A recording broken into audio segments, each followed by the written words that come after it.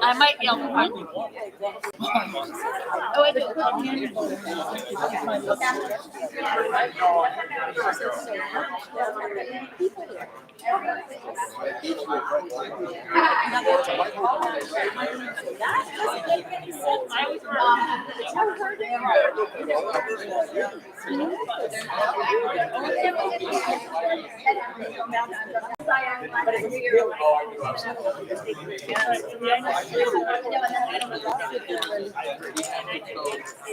Joe, just tell us when you're ready.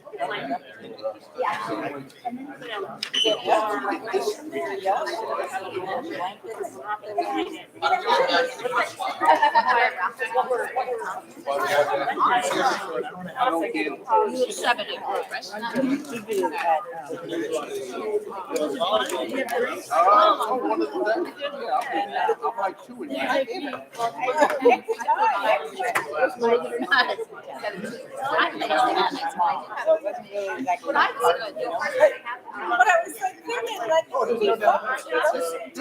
We went out to dinner with like my cousin and my husband and then we came home and played games. It was really fun.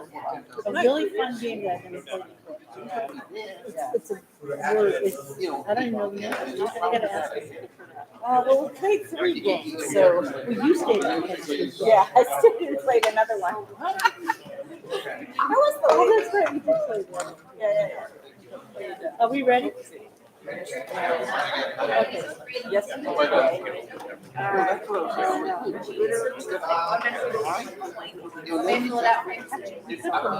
We need an extra. This is how just need that little ticket spot back there. I have taken. This is like outside of the table for when we have meetings. So you can sit like this. Instead of like,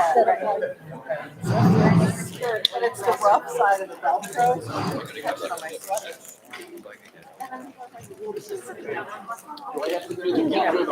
I'll take care of that. Maybe somebody should sit here.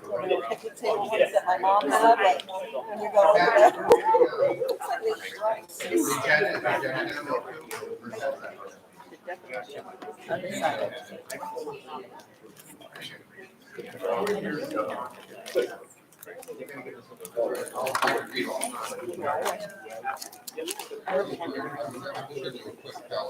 Sorry, I have to walk.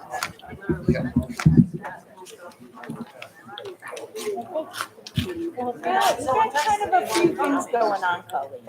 I think you have a few things going on. I do feel good about you. I can't show you the picture of what. You didn't do it with a propeller this time. I never have cash. That's not good. That's broken. If I had more than 8 already, Okay, I'll start out. which everybody makes fun of me because I will put $1.32 on my debit card. I'm like, you know what? Because if I had a 20 and I'd buy $4 on my debit card instead of the dollar. Okay, are we ready to start? All right. Just so everybody can hear us. So we're here tonight and we're going to take roll first thing. So Mrs. Nash, if you'll do that. Here, they can't hear me? Okay. Boatright, Here. I'll go. Nolan, Here. Silva, here. Sedgley, here. Gaines, Mr. Gomes, Yeah. Mr. Howard, Here. Mr. Markenmother, Yes. Dr. Tremaine, Here. Mr. Kelly, Mr. Kimes, Mrs. Munter, here. Mr. Nolan, Here. Mr. Nicholson, Here. Mr. Ricchio, Mr. Rochelle, Here. Mrs. Rosa, Mr. Russell, Mr. Vance, Mrs. Westman. Here. Mr. Young. Here. Thank you. We have one. Okay, so welcome to the meeting and we have a quorum. It's a really good thing. First thing we want to announce is Bill Ricchio has resigned from the committee. He just couldn't commit the time. So rather than having him in our quorum, he won't be there. So that's number one. And number two, we have Downs here tonight and we have Slam And I know we started out last meeting with Houston, we have a problem. I think tonight we have Houston, we have a solution. So very excited to hear what they have to say and what? Yeah. Houston, we have a problem made it to the paper, so I think we have a solution. So we'll turn it over to Joe.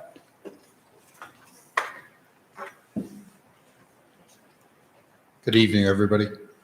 Joe DeSanti with Downs Construction. So just a quick update on Pell since we're here, typical update. As you can see, the construction activities are going very well.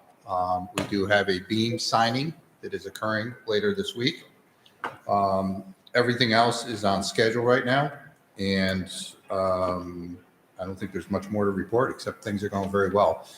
There was an issue that came up this week when they were doing the sprinkler connection line outside. There was some low water pressure, but that's being addressed right now, and we have a couple of plans in place to make sure that that gets addressed and doesn't impact the school's construction. So I guess if there's no questions or comments on Pell, I just want to move on to Rogers. Yep. All right, so last time I think we all met as a committee, we did bring some bad news. There were some issues with design, there were issues with budget. We went back to the team, Slam, Gilbane, Downs together. It worked with, not only that, with Newport leadership to come up with some alternative plans. We started looking at things a little bit differently this time. So one of the things that there is a presentation together. So I don't know, Mark, if you want to come up and run the presentation. Kathy, are you going to do the presentation, Mark? So let's go. I'm going to jump ahead to, you can stay right over here, to a couple of slides ahead. I want everybody to focus on some very important numbers. At the last meeting, we kept talking about 78 million, 80 million. What does that really mean?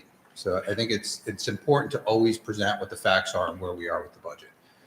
Our MOA is approved for $98,860,000.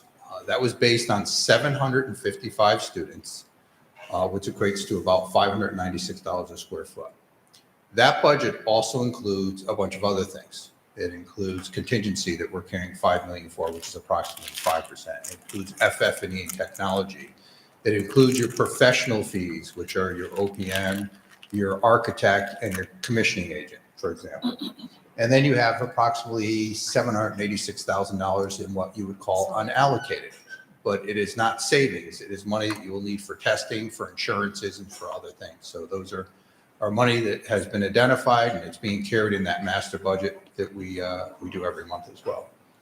So at the end of the day, what does that leave you? It leaves you with $80,500,000 for construction, which equates to 165,000 square foot building to be built at $486 a square foot. So instead of trying to figure out what the program could do, what the building could do, we started working backwards and saying, we have $80 million, we have 165,000 square foot approximately that we have to fit. How do we get there? And I'm happy to report that the SLAM team did go back. They've come up with a very creative idea, something new, different, but works within those parameters. And I'll let them present from here on. Does anybody have any questions on the numbers, though, before I turn it over to SLAM team? Just Yes. a quick question. The 596 per square foot on the original that you mentioned, was that not inclusive at the time when we submit to RIDE? They understand that there's these other fees. So when they give you the 98 million and then they break it down to 596, were they not also understanding of those smaller amounts below?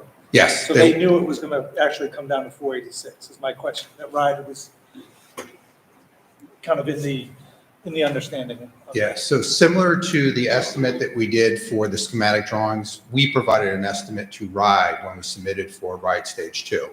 And that estimate had a high level, similar to this, that showed what the overall project was, plus these larger subcategories. Within those subcategories, there were smaller categories. So the construction number, for example, is probably 20 or 30 pages of estimate that breaks down concrete, breaks down everything into even smaller numbers from there. But the short answer is yes, they were aware of the overall budget of 98,800,000, included all these other subcategories as well. And let me just be clear, I only bring that up is because the 596 per square foot has been put out in the papers and this months and months and months ago. So when people see the 486, I just want, people understand really the reality was 486. Yeah, and I think that's right. And that's why over the last couple of weeks, I've kind of brought the whole group back together and said, we need to talk about the big picture, not just what the construction costs are. What the MOA was granted for was the 98,800,000, which included a lot of other things besides construction. You can't just dismiss all the other things because then that doesn't leave you the money to hire an architect, to get insurance, to hire a commissioning agent, to get any other things that you might need. So I think it's important to understand the overall budget and what amount is allocated. As you can see, it's a large amount, a significant amount that is allocated to the construction, but there is a cap as to what we could do. Thank you. Any other questions? All right, Kathy and Mark.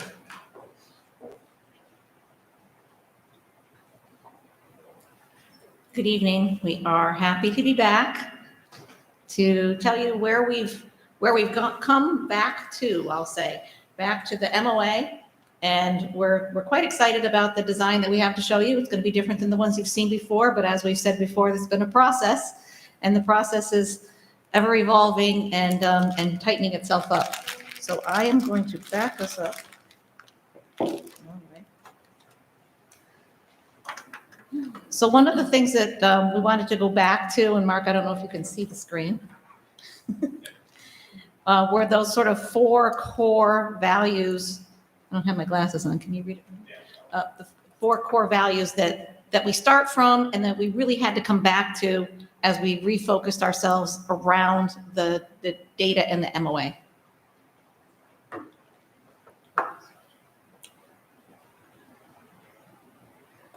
So reason why we did this is we wanted to make sure that everybody understands we didn't throw away all the hard work and core values and the things that we're working towards. Everything we're doing this is the foundation, the basis of that. So I think that's an important thing to consider as we look forward. So all of those things that we were trying to achieve at the outset, we are still achieving. It's just going to be in a different form that we'll show you in a few minutes.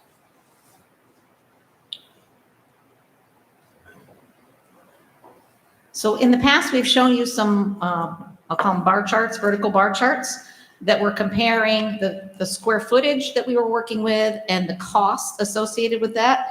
So instead of showing the evolution of all of them, we wanted to focus on where we are now and what we're going forward with. So again, it's that $80.5 million budget for construction. And we're working with in the neighborhood of 165 to 166,000 square feet. So just so everybody's focused on the same things without being confused with the things that have gone before. Is there? Can you guys see the numbers? Should we move it? You can all see them? I'm hearing yes again. I'm sitting right in front of me. We could just move it a few feet. You're connected with a wire this time though. I'll pick this up while that moves. The podium can move too. Yeah.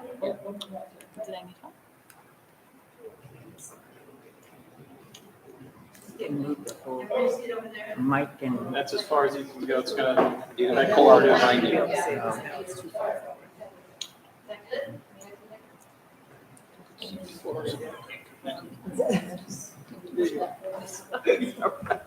Bring it up here.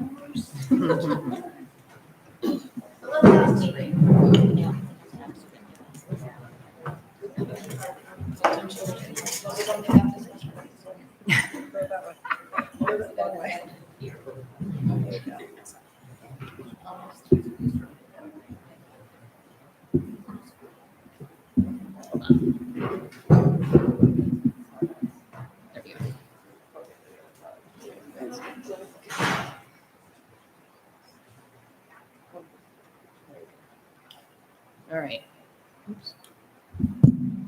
Are there any questions about this slide. So Mark, I'm going to let you take it from here. So we've looked at some different scenarios and started, as Move the Joe mic mentioned. Tough crowd. All right, you'll be asking me to move the mic away at some point because you talk too much, Mark. But what we've done is we've kind of gone back and as Joe said, we started from another direction. Rather than trying to fix what we were doing, we just changed our way of thinking, and let's look at it with fresh eyes and a fresh perspective and come at it from a different angle. So what you're seeing in sort of, it's peach on this screen, I don't know if it's peach on that screen, but the peach box in the middle of the site, what that represents is a compressed footprint, a more efficient design housing the program as defined in the memo of agreement with RIDE. So it's 165,000, 166,000 gross square foot project as described. We're placing this on a site. This isn't the exact location of a go. It just shows you that the compressed footprint against the other diagrams we've shown does offer us some significant opportunities for cost savings in the site as we look forward. So this is kind of really why we show that. How it sits on a site, we have to work that out. I'll show you some color floor plans that are really diagrams. This isn't a fully vetted design. We have to go through that process, but we've taken everything we've learned to date and put it into this design. So as you think about this, and I'll show a couple 3D images of this in a minute. I don't know if you see the cursor on the screen. Does it show? No.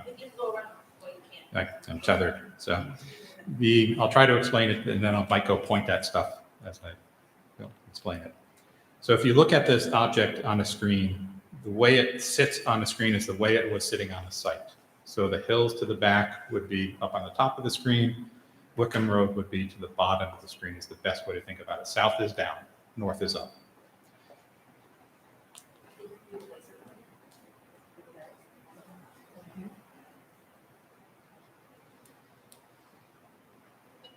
You guys see that? Yep. Roll with that. See, now I learned something new, so y'all are going to regret this. But so, as I mentioned, Wickham Road is down at the bottom of the screen. The hills and the existing field is up to the top of the screen. So what I'd look to do is, if you remember the previous schemes, I kind of called one a pork chop at one point. They kind of sprawled across the site. There's a 4-story tower and a larger podium piece, a big common space, an internal courtyard. I got rid of all that and said, okay, let's think about this in a more efficient way. How can we create a container that works to efficiently but elegantly house all the programmatic spaces and not lose the hard work that we've worked with Jared and Robert and Candace and everybody on over this period of time. So the best way I can describe it is there is an L-shaped component in the back, which is effectively 3 stories instead of 4. So we've dropped the 4, which helps us a little bit. We've compressed the footprint, so as I think I mentioned last time we were together, we have less foundations, less digging into the ground to do. There is no basement. There was a basement in the previous scheme. We picked that up and pulled it out of the ground. We have the main entry. We have the cafeteria commons in Media Center. All that works well together. We have ALP, as we've always been showing it, with a separate entrance off to the side, so it's an elegant solution for that programmatic group of folks. We have the office and a nurse's office, again, always in the same location, same pairing, an entry, exit here. During the pandemic, if somebody's sick, they can get out of the building effectively without impacting the rest of the facility. Off of that common space, there is a grand stair or a stair that allows you to pass up to the 2nd floor. We can talk about in subsequent meetings whether that's a stairatorium like we saw in East Providence on that walkthrough or how we designed that. But there's an opportunity to go from that level to the level above. This is a 2-story space, this light blue space, so it's open above our head. There is also glass in the back here. Excuse me, this bridge element comes across. You can get out to the back and go to the fields. So as you walk through the front door, you can actually see all the way out to the back. So there's a great transparency. We have the kitchen in a really good spot for serviceability coming in from the loading dock. We have the black box theater with its access directly to the cafeteria, so you could open that up and take advantage of overflow seating for larger events. We have the gym in a good location, sharing a lobby space. So you're going to hear me say a lot about sharing. So you've heard me talk about systems of spaces before. We've been able to create a system of spaces that work together more efficiently. So if I have a lobby space for a black box theater, why can't I share it with the gym? Just by moving the gym into a different location, we were able to unlock that potential. Along those lines, efficient layout of bathroom cores. These are back to back. So one core faces the public spaces, one core faces some of the CTE spaces. You'll also notice the color diagram. The colors are all over the place because it's an integrated facility. So we've been able to scatter the CTE programs, the special ed programs, the basic programs and STEM labs all throughout the facility like we have done in some previous teams. So we've been able to achieve that, which is really nice. Just continuing on, we have gym support. These would be locker rooms, fitness room, great visibility with could be glass facing the south so you kind of see in, see out. So really wonderful space. Construction technology, culinary arts, art classrooms, ad and media design over here, health classroom, some support spaces for the black box theater, building support, that mechanical that I can't put in the ground that I have to keep on the first floor. This entry point's really important because if I'm coming into culinary arts, I come into that vestibule and I go right in. If I need to go to ad and media design, I can get there very quickly without impacting the rest of the building because they will pick up things on occasion, if it's a mug or a t-shirt, some of the things that the kids are working on there. So that still works really well from all the previous diagrams. We are showing an opportunity in this dotted box. This building is expandable. So it is expandable in a couple different directions. So this, as an alternate, could be cosmetology and automotive as an addition in the future or whenever it was available, the funding for that. So we have created the ability to expand that building. The building can also expand to the east as well. Any questions before I move up the floor? So, can you just point out where, like, the walkway into the building is for the main stairwell? Yeah, so the walkway, what I call the main entrance is effectively here. But because this diagram is pretty fluid, you'll have the ability to stage your buses in a couple different locations. So you're not taking everybody in the same door. Sometimes you want to take half the buses over here, half the buses over there, so you get more efficient kids coming in and out. You'll have opportunities, and obviously we'll work with Jared and his crew to make sure that we've optimized that. But there's some slight potential because of a smaller footprint that we didn't have before. But effectively, if I'm a visitor coming in and I need to check in, I'm coming through this door. Right in there is where the secure check-in is. And then, so for the cafeteria, the only light is on either side? There's no. Could be from above too. So we'll explore different ways to get light into it. Yeah. But you'll see in some of the renderings, it looks small in plan, but it's really a very sizable space. Yeah. You mentioned that the basement has been eliminated. Yeah. What was going to go into that basement? Mechanical space. Okay, so now the mechanical space is all on the first. It's on this back bar in this location right here. And we'll work to, sorry, right there. So we'll work to minimize that with our engineers, but it's about 3,000 square feet plus or minus the space that we need to support the facility. So that's electrical service entry, that could be water service. There's a bunch of things that we have to get into that.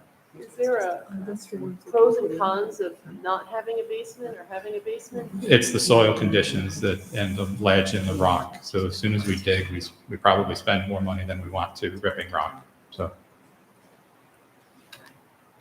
any other questions? Okay. So as we go up a floor, what's interesting in this diagram is you can start to see the L-shaped building form. There's effectively two academic wings. There's one here, and they're connected with this bridge that looks down to below. One of the interesting and unique aspects of this design is you come through that front door, you're able to see CTE spaces in front of you, above you, around you. You're surrounded by different curricular spaces, which is a really nice way to think about the diagram. So it's not like I have to discover them. They're sort of the stories unfolding for me about how this integrated facility comes together. So what we have on this floor is we have guidance office in this location, special ed offices and special ed spaces, some classroom spaces. We always have the teacher workroom spaces in the corner, right by the elevator. That's consistent on each of the 3 floors. We have classroom spaces, STEM labs. There's a computer lab here, restrooms in this location here, and classrooms that ring around. We still have the floor captain, so we still have the ability to spread supervision across the building. And it's actually interesting, we probably can look at, instead of having the 2 offices combined, we have one on one end, one on the other.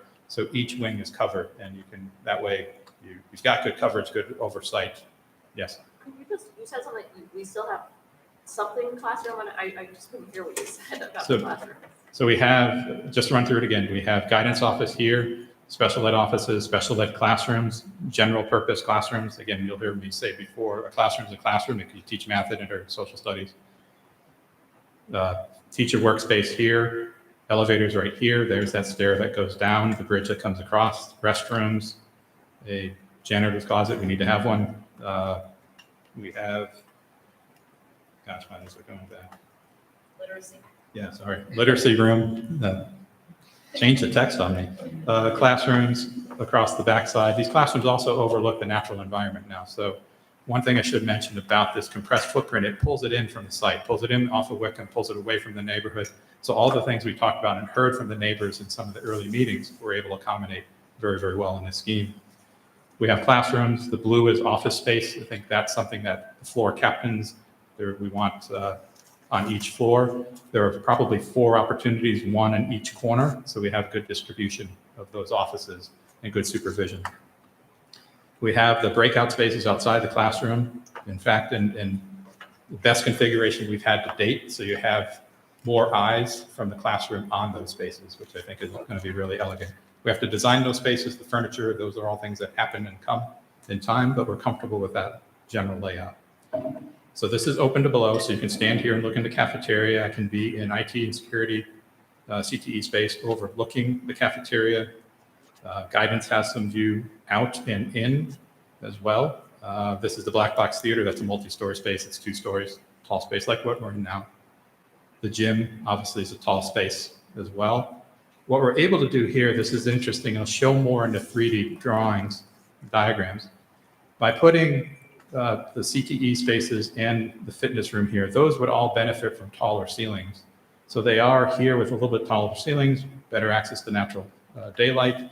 It also creates a little bit of a well to screen the mechanical equipment. One of the things that RIDE has been talking with us a lot about in other projects is the ability to screen that equipment, not just from the neighbors, but from view shed, from the fields and other things. They don't like seeing it. They think it can create some noise issues. So those are the things that we want to look at. So the building itself is doing that rather than adding another screen or something like that. Any questions about this floor before I go up a floor? One bathroom per floor. These are large bathrooms, so that's, Like, are there gonna be enough for potentially 200 kids on the floor? yes. Yeah, that bathroom is as big as a science lab, so that is a giant bathroom. But good question. Any other questions? All right. So on the 3rd floor, which is the last floor of the building, it's the same basic configuration, but the spaces will change a little bit. So we have 9th Grade Academy on this floor. Bless you. We have junior ROTC in this location.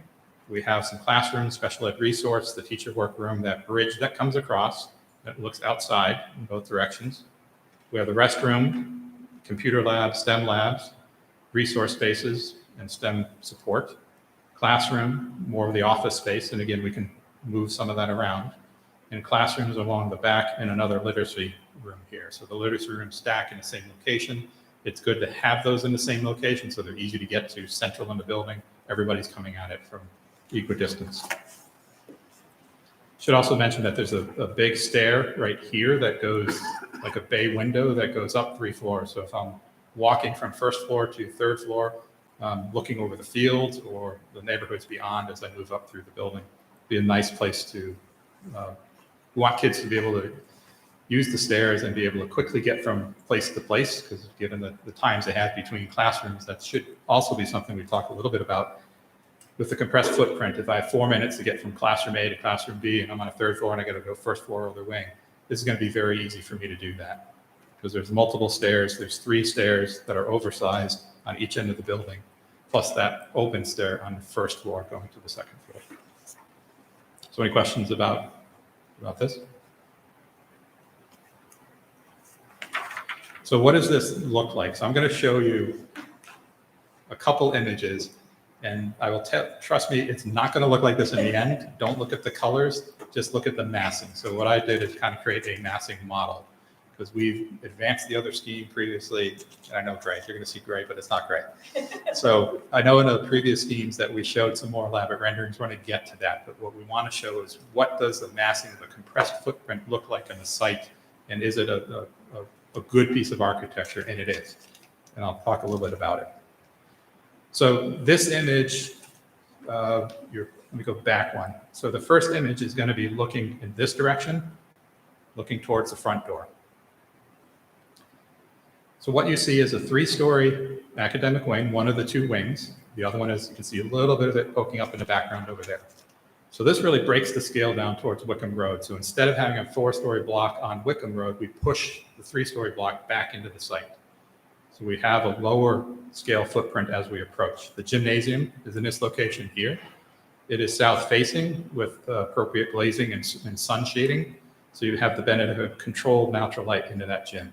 You also have direct egress out of it through doors here. So in event of emergency, people can get out quickly and safely.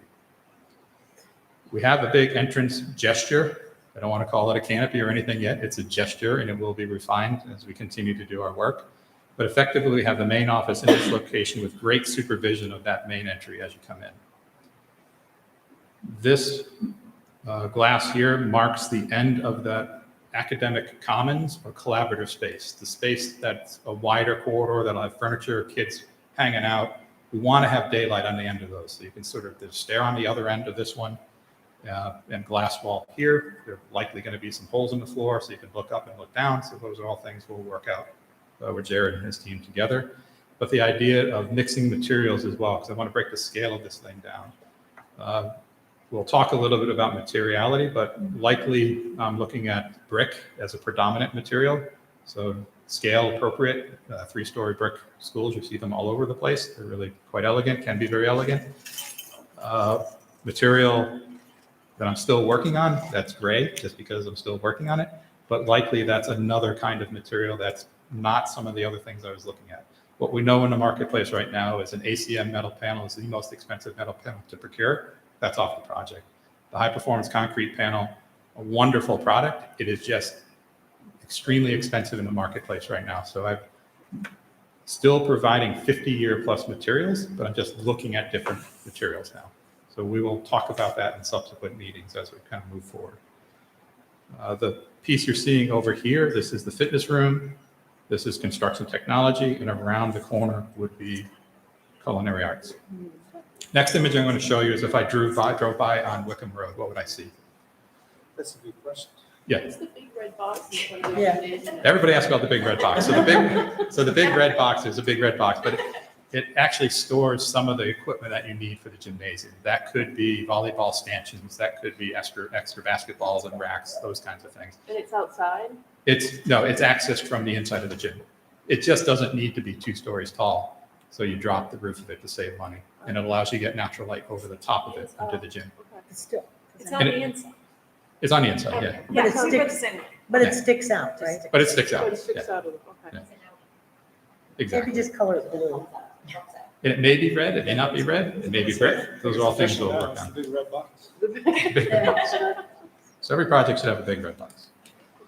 So as we look at the elevation from Wickham Road, and one of the things that's intriguing me about this one is the scale of this as it builds up on the site. By going to a 3-story scheme, I think we have the ability to keep in a scale and character of the neighborhood in an easier manner.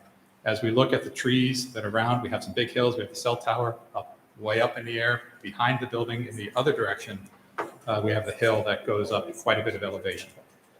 With the compressed footprint, again, we're able to pull away from all of those a little bit, and there might be some other site options that we look at where the track and field goes, how the parking works, how the buses work. There's more ability for us to fit some of these things in a more elegant manner to not confuse drop off and some of the things that could happen if not done well. But you can sort of see where mechanical equipment that I've dropped in is hidden by the building here. The mechanical equipment on the roof here is hidden back. It's pushed back. There's probably an air handler per block. And these things look like train cars on the roof if you've seen them around. So we will need to screen those in some way. This is that common space that through lobby that you can see from the front door to the back door. Office here, that 3-story wing, collaborative space, classrooms and classrooms above, and the space as it wraps around.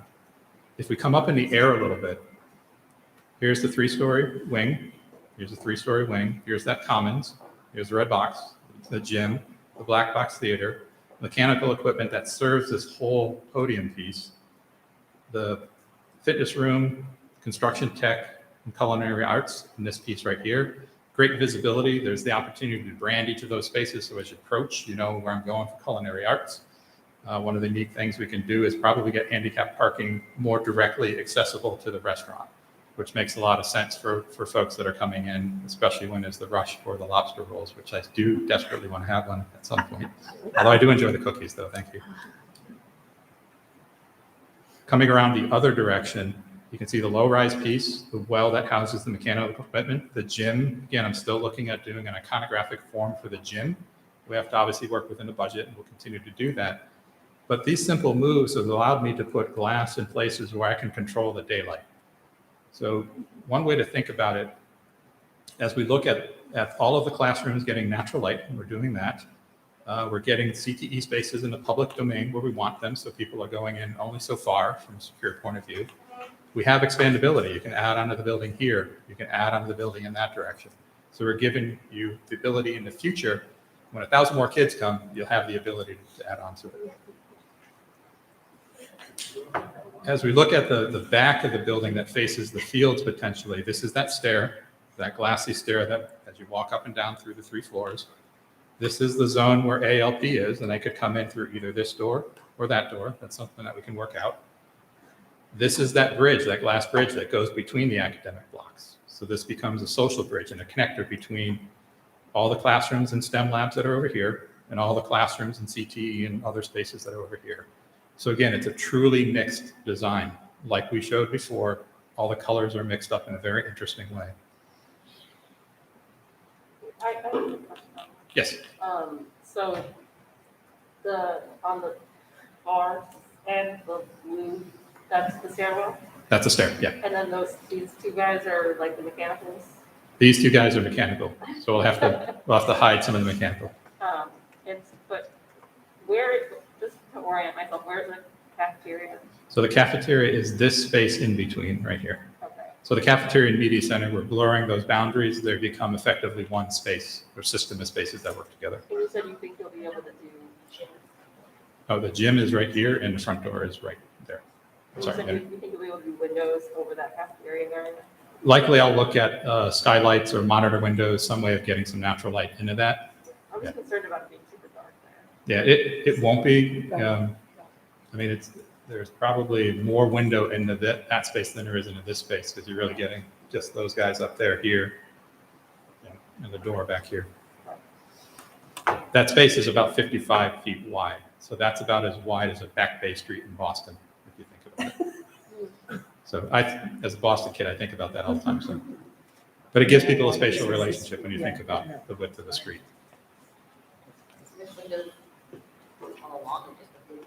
Windows all along. I have not gotten the windows in. I just kind of started to play around with where solid and void, where the bigger windows are versus a classroom window. And it won't be great. I like that. I say that now, but we'll see. So any questions before we move on to Kathy's portion of the show? Oh, it could be.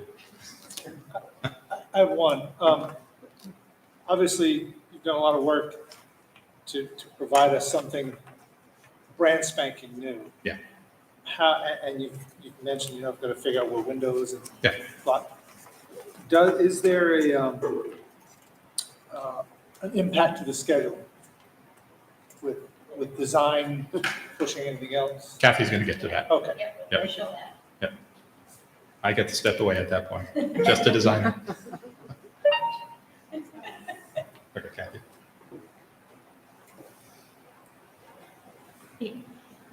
He'd like to be just the designer.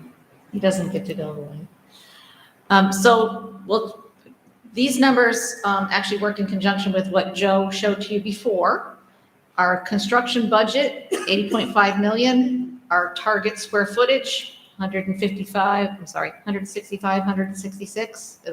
It'll settle down in that area. So new construction and the site work.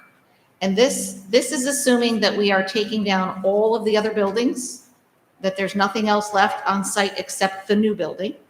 So we've used all of our money to do that. So we have a demo and abatement number that's just shy of about $6 million. And that rounds out using up all of our available funds for construction. And just a reminder that cosmetology, automotive, and the central office are not included in what you're seeing in this one building, just to make sure everybody remembers that. So we wanted to talk a little bit, we've had a lot of conversations with the co-chairs and Dr. Germain and other administrators trying to anticipate the questions that you were going to have tonight. And so part of what we want to talk about are the scope adjustments. I think Louisa's been very good at honing us in on, okay, so how did we go from here to here? And why are you guys still so happy? Because we actually are. So some of the things that we've been able to do is the redesign has become a more efficient, compact building. We have less square footage, but we don't have a lesser building. We actually have some very nice features that have been kept in it, are going to be brought forward. A couple of things that did happen, we've talked about, I believe, most of them before, but we have swapped out a full air conditioning system to a dehumidification system in the HVAC. So that, I'm told, is exactly what Pell has, where there's a dehumidification, so the building's tempered, but it's not what you think of when you walk into a fully air-conditioned building in the, the center, the middle of summer. We will, in some of those spaces that are year-round functions, central office, or the main office, I should say, we will accommodate air conditioning in some of those smaller areas that we know are going to need it. Mark talked to you about exterior envelope materials. We're looking at things that are more masonry-based, more unit modular-based. Doesn't mean that he won't keep trying to find some more things that we can use, but we know we've got a budget. We have to figure out how are we going to use our $486 a square foot. I got the number right this time. I kept transposing that the other day. We know that's the budget we have to work within, and we're confident that we can do that with Gilbane as our partner. We're gonna come up with the most efficient products that we can get and that we can use in a beautiful way. A couple other items just to bring to your attention: the classrooms were reduced from 800 square feet to 770. Again, very usable size. Amy does not let us go below anything that's a usable size when we talk about programming. And similarly with the STEM labs, science labs, we've stepped down 100 square foot per room down to 1,200, which again is a very, very usable module. Yep. One thing I want to say about that square footage drop, oftentimes working with Dr. De Silva and Ride, you do tax the classrooms to pay for some of this common space because that common space has to come from somewhere. So this is something that we've done in other districts that he is understands and really gets why we're trying to do it, because that you can't have that collaborative space if you don't do something like this. Does that square footage for the classrooms include the breakout space? No. Yeah, that's just the classroom proper within the walls. Athletic support space. So when we were looking at back to the stage 2 programming, we actually are including a bit more of athletic support space. And when we say athletic support space, that means some storage components. We originally were thinking that we might have 2 sets of locker rooms, one for academic daytime use and one that would be for after-school athletics. We're going to find a way, which we've done in a lot of other schools, to combine those into a common facility so that they can share bathrooms and some other functions. So while we brought it down from where we had been, we actually have a little bit more than what the stage 2 programming had in there. Cafeteria, we talked a lot with administration about going to a 4th wave. So a 4th wave will take us from 252 students at a time down to 189. It may not sound like a big change, but it actually is for square footage, and it actually is for supervision. So it's less students to have to supervise at once, and we will not have a problem at all with the programming throughout the day to get 4 lunch waves in. Another item that we've done is, and Amy's counseled us on having done this in a lot of other districts, we've taken the mock apartment appliances and we've moved them into an expanded life skills classroom. So there isn't a separate apartment that's dedicated to just being an apartment, but all those items that are taught and that students need access to and exposure to would be in that life skills classroom. And then building support space, similar to the athletic support space, we actually have a little more in our current scheme than was in the written program, but a little bit less than when we had the largest scheme building that we've talked about before. So are there any questions about those items? My question is kind of more for Mr. Vance, but, I would love to hear the perspective from you on the decreased cafeteria size. What is the effect on how this will affect you? Cafeteria size. She's wondering about the decreased What cafeteria. your thoughts are on how you'll be affected by the cafeteria size? Oh, I think with just our traditional lunches, having 4 of them, we'll be fine in that smaller space. It'll be fine. For me, I really wanted to hold on to that blending of the caf and the media center together. Almost like I always use it as like a Barnes and Noble kind of look to it. You know what I mean? Where kids are eating and doing academics and working together in that space. So I'm fine as long as that narrative is still taking place. But what will that mean for timing of lunches? We just have to spread them out a little bit for the rest of the day. Yeah, so instead of starting at like 10:30, we might have to start at like 10:15. That's why I was.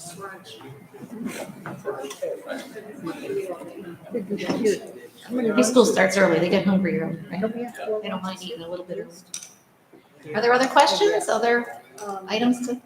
Yeah, on the change from the life skills, the transition program also needs those appliances, so how would they have access to it if it's not a separate space?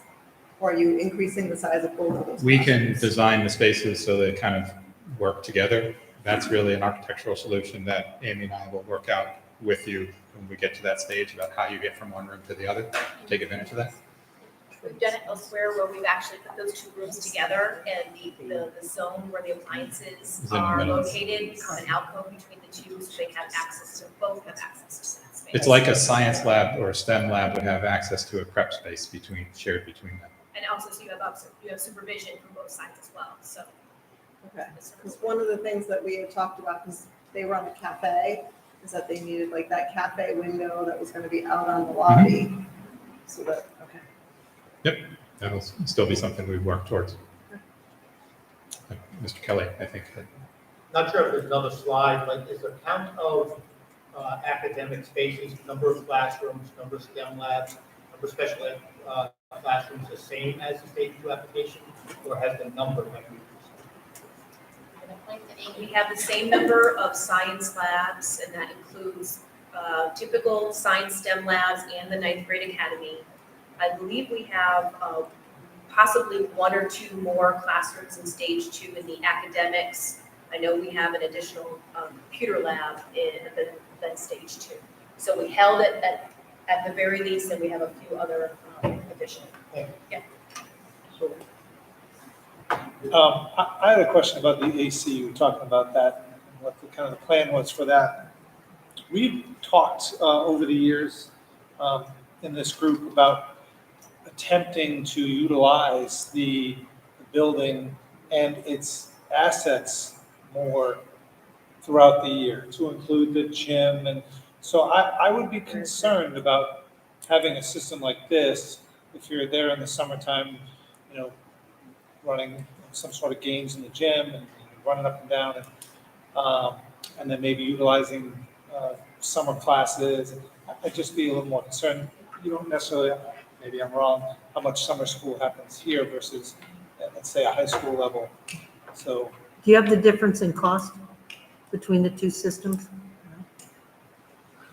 It was a little over $1 million.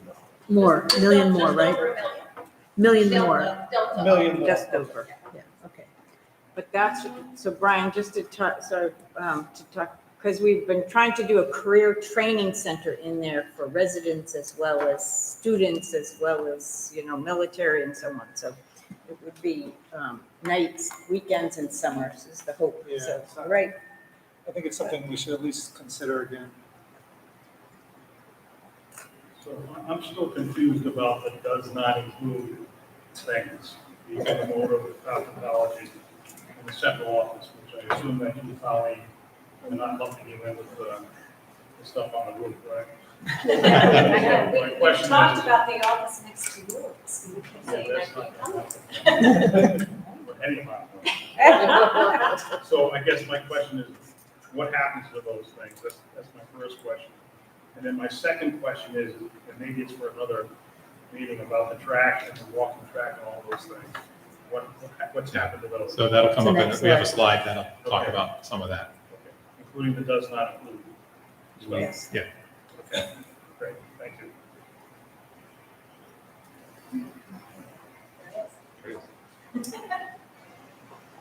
So this speaks, I believe, to some of the does not include, because we are thinking of them as possible add alternates. We've talked for a long time about the opportunity to have add alternates, and we're really honing in now on what we believe you should be thinking about as we list them. So what we tried to do was the two that have a star next to them are items that were originally in the stage 2, and we are now moving them into the add alternates column.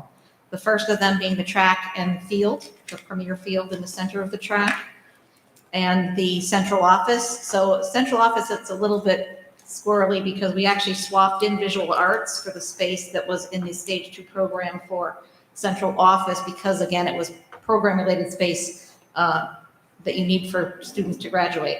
So it's almost like a star of a different color. The other items that are on this list are the hammer throw and the additional practice athletic field, the walking track inside the gym, additions to or expansion of the west parking lot, the one that's farthest up when we look at the site plan, the possibility of a photovoltaic system, a solar array, either on the ground or the roof or a combination thereof. We spoke with you earlier about a geothermal field powering the HVAC system that we've looked at it and could be an alternate. And then automotive and cosmetology, which had not been in the stage 2 program, certainly could be looked at as alternates in that, perhaps in that area that Mark had identified earlier on the plan for expansion spaces. So all these items do not fit into the budget or into the building, because some of them are outside. And we wanted to make sure that we were being clear, as clear as we could be, with the disposition of those items. Do you have an estimated amount per item? We do have dollar values for these. I don't have it with me right now because we wanted to try and focus this less on those items because they're outside right now of our $80.5 million. And, we'll have to figure out how to bring them into play. So the other thing I want to caution you as well is these were not in the stage 2.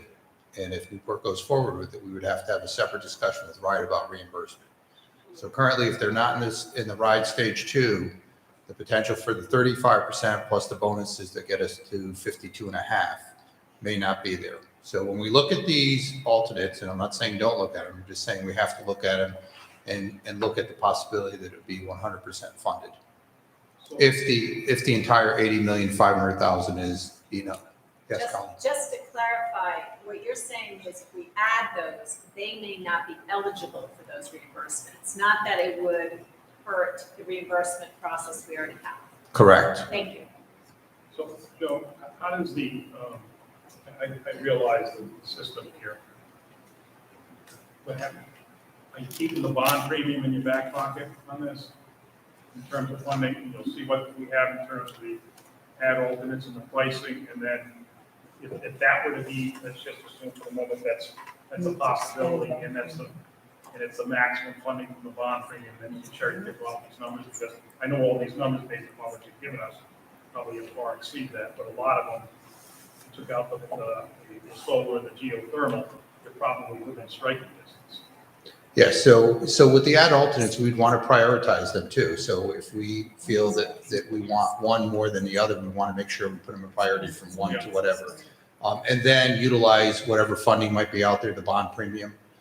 Maybe there's other funding sources out there for the solar as well as the geothermal. So I don't want to discourage anybody from doing that. I just want to make sure that we're clear that once we use up that $80,500,000 to build the building, anything else, we have to look at it with the potential of not recouping at least a minimum of 35%. That doesn't mean we can't go back to RIDE with a different stage one or with requesting that, but today it is not included in there without having additional conversation. Can you Yes, explain bond premium to everybody? It's not Bond easy. premium is something that is very unique. I've been doing this for almost 40 years, and it is very interesting. Traditionally, you would go out to the bond market and you would have to pay to issue bonds. With the, I guess, the effects of COVID and other things that have happened in the financial market, when you go out to issue bonds now, they actually pay you to issue the bond. And that premium could be pretty significant. We issued bonds just recently in another district for $100 million, and it was a $23 million bond premium. Now, I don't know if that premium is still out there in the market, but it is significant right now, where they're just looking to issue any kind of bonds at this point, and there's a lot of people out there who are very interested in it. Can you talk about what the process would look like if we had to, or if we wanted to go back to RIDE and say, hey, you know, we have funding for these extra items, they weren't approved in stage 2, but we want to see if we can get them to be included and get the same reimbursement rate as the rest of the stage 2, and what does that entail? Yeah, so the first thing they're going to ask is the same direction we've given SLAM. Task 1, design a building that fits within your current MOA. And that's what we've asked them to do. So what we would do is go to RIDE, because we will go there and have a working meeting before they are formally submitted. The next steps here, and I was going to bring this up at the end, but I'll talk about it now. And the next steps are going to be for SLAM to continue working through this design, develop some documents, engage Gilbane in the conversation. We're going to do some more cost estimating, cost modeling to make sure that this works. And then set up a meeting with RIDE to say, okay, here's what the building looks like. Here's what the cost model looks like. And then we're going to come back to this committee and ask for a formal vote to submit those schematic designs with an estimate that works within the $80,500,000. Because if it doesn't fit, RIDE won't approve it. At that meeting, or shortly after that meeting with RIDE, we will say, these are the alternates, and here's some thoughts that we have on it. What can you do to help us? Are there some other bonuses and incentive we could go to? Is there a different mechanism we could use to get reimbursement for these? But task 1 is we have to finish task 1 before we move off to anything else, because that's what they're going to focus on, your current MOA. So it's not necessarily the fact that these weren't specifically approved. If the point is, if they don't fit within the budget, they won't, at this point, meet the criteria for reimbursement. Yeah, I mean, if for example, solar, if we were able to fit the solar within the $80,500,000, then RIDE would say, okay, that's great. You know, you guys were able to do it. But the fact is, with escalations and other market conditions, it's just not going to happen at this point. We just also want to make it aware that we have been going out, talking to all our legislators, Marvin Abney, the governor, everyone, to make them aware too, because in this whole thing is, you still have the COVID escalation, which has affected us. And so, you know, you can blame some of it on it, you know, the COVID escalation, why we couldn't put these things in there. So we're very hopeful. We have people listening at this point, and but RIDE gave us direction to go look at the bond premium as our first line of defense. And then also, can't we, on some of those things, if they weren't in our first go around, can't we put them in our, go back for stage 1 and stage 2 if we put them in our capital improvement fund? Yes, yeah, if they make sense, yes. And then we can get reimbursement up to 35%. Yes. So for the schematic design cost estimate, will Gilbane generate one also? How are they involved? Yeah, so we just had this conversation today. They've done one already, but we are going to ask them to do another one. I've been having conversations with Gilbane and with SLAM, and we came to the decision the best thing to do is to create a new cost model based on the new estimate and just start from square one. Previously, what we were doing is trying to take the old design and try to reduce it down, value engineer, value manage. We're just better off starting from square one because there's a lot of different assumptions with this design than the other one.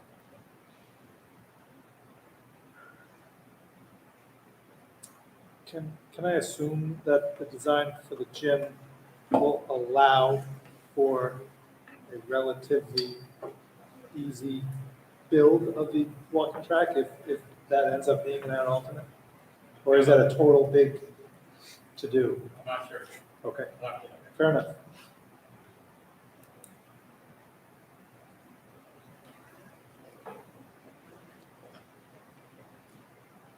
So the last thing that we will, that we have prepared, not the last thing that we need to talk about, because we can continue talking, is schedule. So you asked what the difference was in the schedule.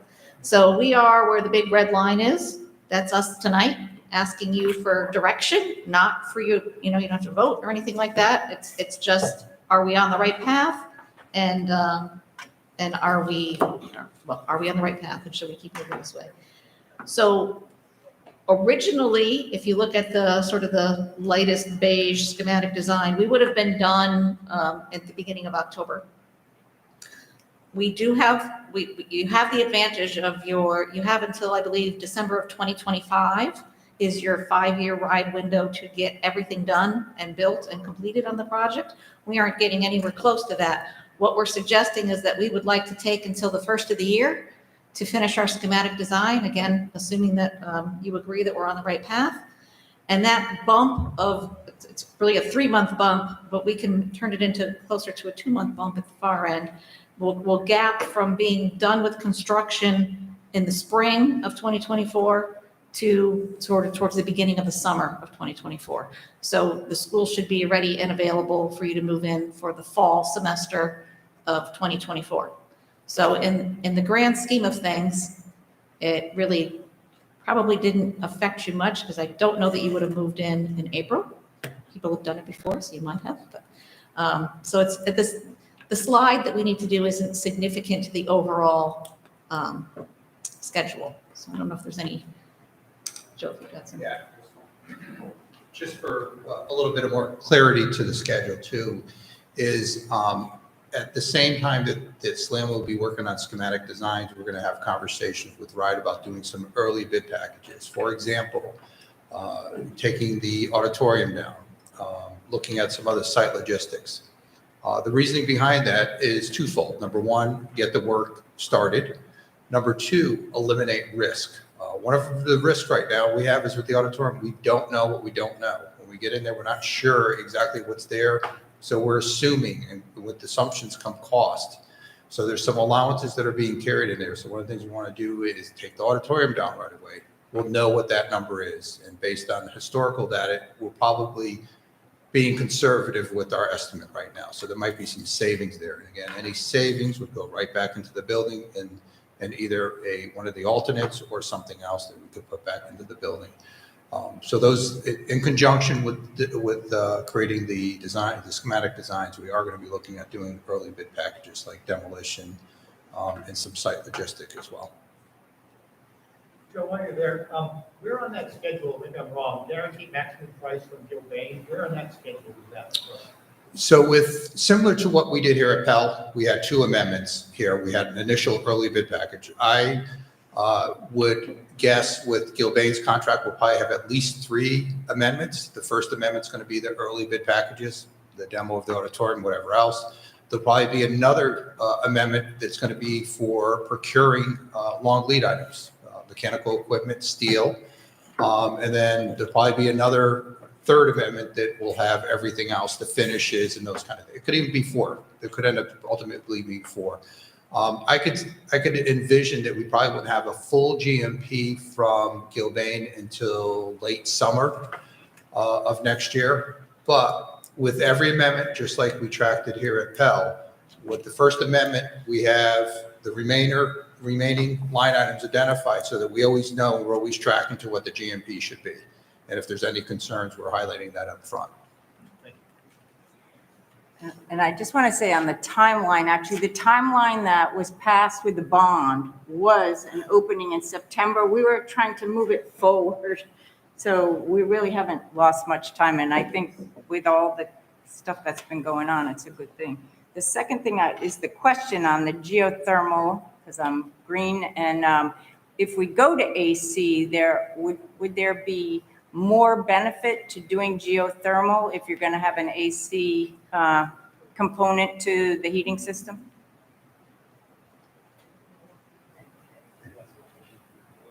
Yeah, so that's kind of a tricky question. I have geothermal at my house, and I'll tell you right now, it's a less efficient in cooling. In the higher humidity environments, it's extremely efficient for heating. So it has a bigger impact on the heating than it does on the cooling.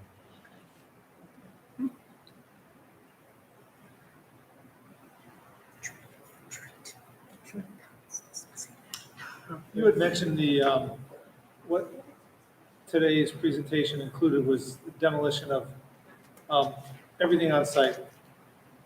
And I just want to confirm that includes the current AgTech building. It does, yes. Yeah. Will you be supplying us with the cost of those, top two, the track and the central office costs? Because, where would you put the central office? I'm going to have to spend money to put the central office somewhere, so I'm just wondering how much that would cost to include it in the school. Say we make a mobile, give them a mobile home. Mobile home. No, we can certainly provide you with dollars for those items. The central office is the estimate is $1,596,000. $1,596,000. And what was the other one you wanted to know? The track. The premier track at this point is $3,654,000. But you got to talk about, those are costs that we're looking at other options that may track. reduce both of those, because those are off the old Correct. 191. So I was going to clarify Yeah. that. So just, those That's why we are didn't good get them. numbers to talk about, but they're not true numbers based on the new design. The field number's probably going to stay pretty consistent, but we're also looking at a different location for a new field. So maybe there is less cost for that. But as far as central office, that was based on the old design, which is probably a number that is slightly escalated, if I had to guess. And is there an option for putting a central office in this current design? Yes. Yeah, the thing about the design is if you look at it on the, can you put it back on the screen, the site?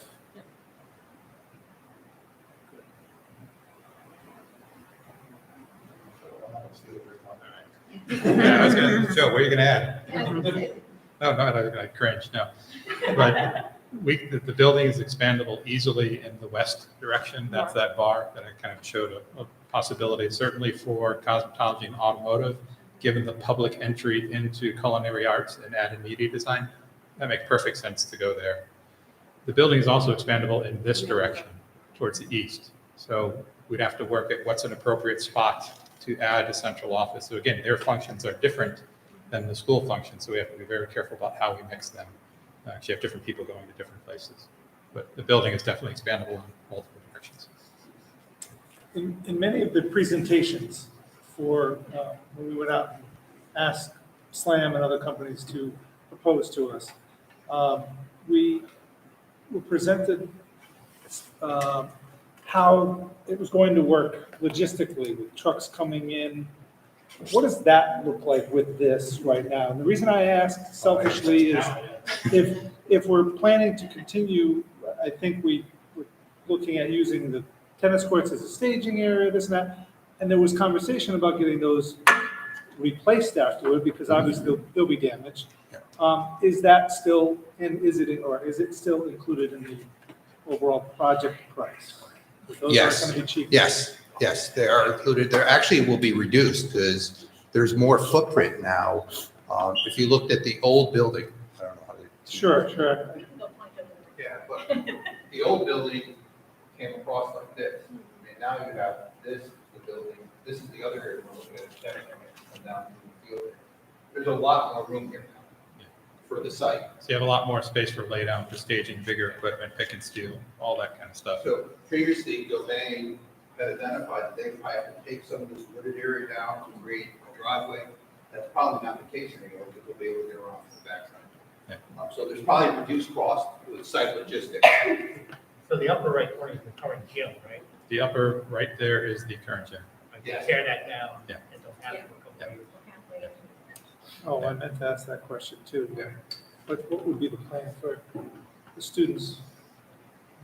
For the gym? Jared has that. Jared got that answer. I was like, no. I thought you were pointing at the gym, I was like, Student yeah. athletics, with this design, you're gonna lose the gym too. We're gonna have to look at other areas of the city. In the meantime, that would share space for athletics. And then, phys ed, we already have plans for as much as we can outside, and then we're gonna look at changing the space in the whole building to make it replicable.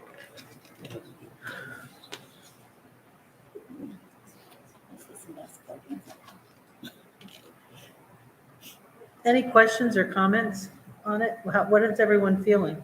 I mean, I just want to say thank you for taking like all of the comments and pushback that I feel like we gave you 2 weeks ago and last week, and like finding a new path forward that still brought us to where we wanted to be of having the whole high school, having it combined, having that, that end goal of having the combined high school that our kids know that we care about, that they know that, they're integrated and that I feel like this also achieves the goals in the same way that previous iterations did. And I think that's really important. And I know that we kind of gave you guys a tough time 2 weeks ago, so I'm happy to see this in front of us now. Yeah, I get to take a nap eventually, so looking forward to that. January? Yes, January. Yeah, I'm taking an extra cushion. Anybody else? Okay, so is the feeling that they should keep going? I assume, with the heads shaking up and down in this direction. We haven't made a decision, but this is the direction they're heading. And we'll keep working with the city to see about bond premiums. And we're working with our legislature, for extra funds. And Dawn as well. Dawn Senate, Oyer, right? and she actually was the first one to get us started on it and gave us the direction. So we're very excited to see what that's going to bring. Grants, donations, everything. And one thing I'll say, we learned, we went to East Providence 4 times to go see it. Colleen and I and a bunch of us here. And what we learned the last time on their grand opening was Kathy Crowley, right? Mhm.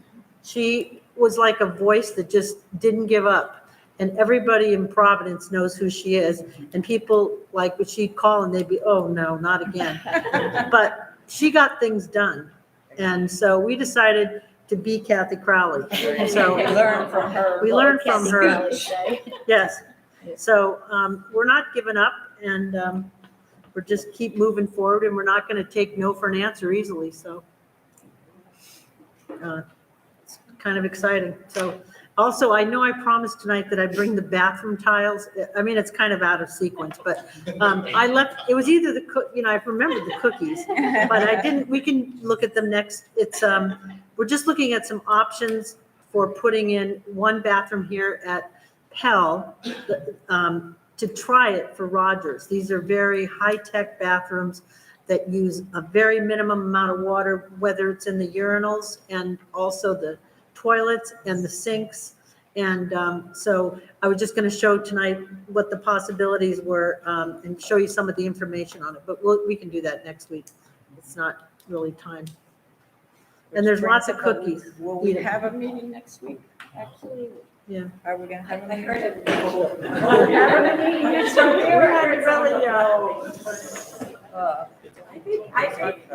I think everyone's just waiting for Slam to go forward and, woo-hoo!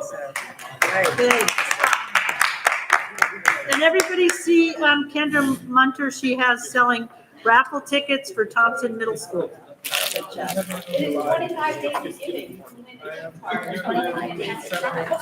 Joe, I know you want to talk. Okay, you nailed it. 110.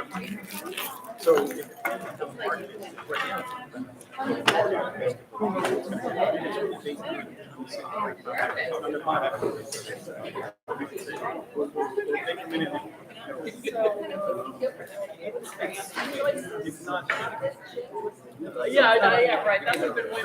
It should be unexpected. But just giving the money.